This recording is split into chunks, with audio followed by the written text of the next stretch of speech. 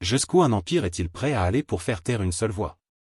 Et si, au lieu d'éteindre une révolte, une exécution allumait le feu d'une nation entière? Ceci n'est pas une légende. C'est une vérité gravée dans la chair et le sang. Dans un monde où la rébellion était un crime et la justice un masque pour le pouvoir, un seul homme osa défier un empire, et en paya le prix ultime. Voici l'histoire de William Wallace. Pas un conte, mais une mémoire vivante.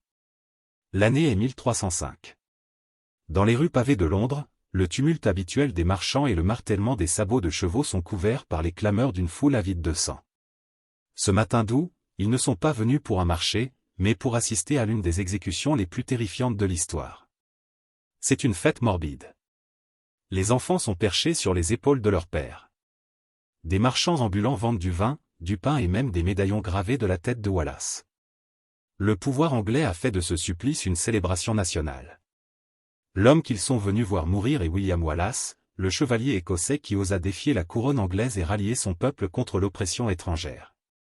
Ce qui s'est déroulé ce jour-là ne fut pas une simple sentence, mais une mise en scène calculée de cruauté, conçue pour briser un homme, et le symbole qu'il incarnait.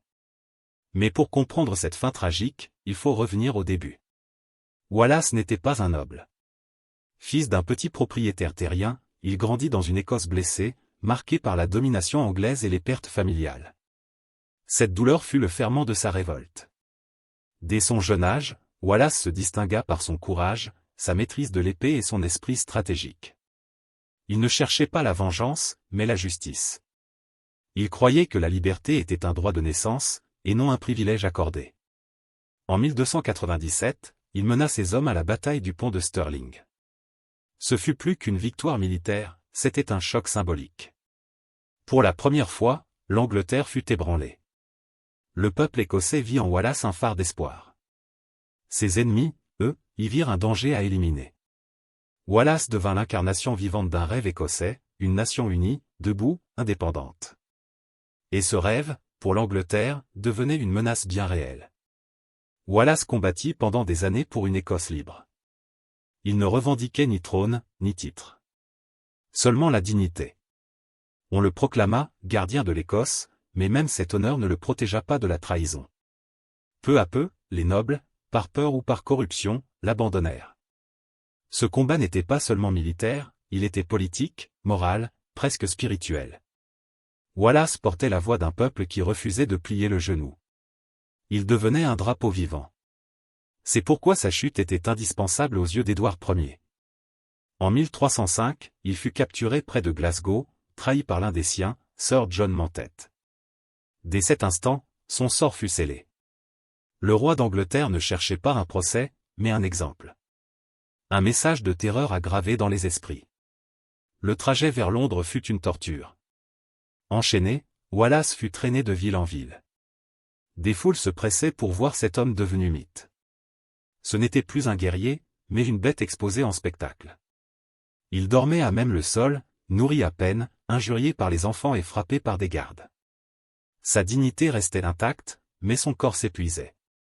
Son procès eut lieu le 23 août, à Westminster Hall.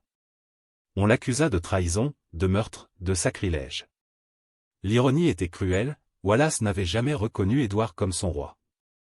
Sa réponse, digne et calme, fut simple, « Je ne peux trahir un roi dont je ne suis pas le sujet. » Une phrase qui traversera les siècles. Les juges n'écoutèrent pas. La sentence était déjà connue. L'atrocité du châtiment allait dépasser l'imagination, traîné, pendu, éventré, décapité, puis écartelé. Chaque étape de cette mort avait une signification symbolique. Il ne s'agissait pas seulement de tuer, mais de détruire l'âme. Un sacrifice public pour enseigner la peur. Ce matin-là, Londres s'éveilla dans l'attente morbide. Wallace fut attaché à une clé de bois, traîné à travers les rues, humilié devant les cris de la foule.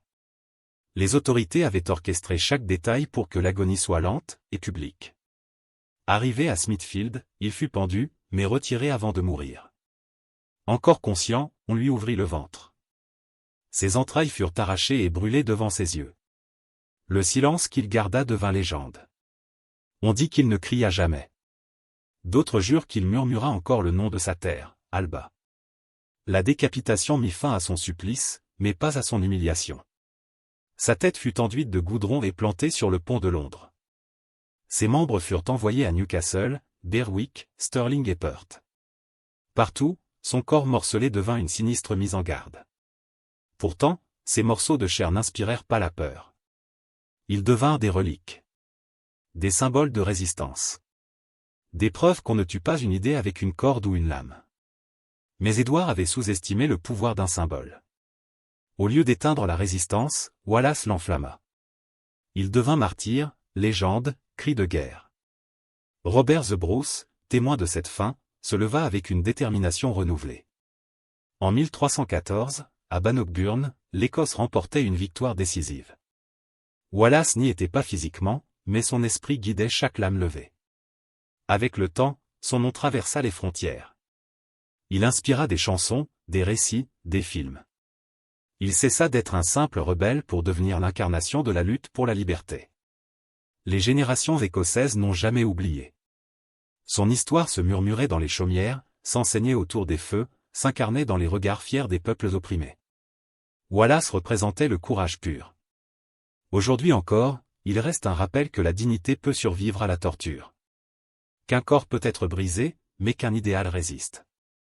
Et qu'il suffit d'un homme pour faire vaciller un empire. Car la liberté ne se tue pas. Elle se transmet, elle s'élève, elle défie l'histoire. Et quand l'oppression croit avoir tout écrasé, la mémoire de Wallace rappelle au monde entier que certains noms ne peuvent jamais être effacés. Souviens-toi de lui. De sa foi. De son sacrifice. Car tant que l'on racontera son histoire, William Wallace vivra encore.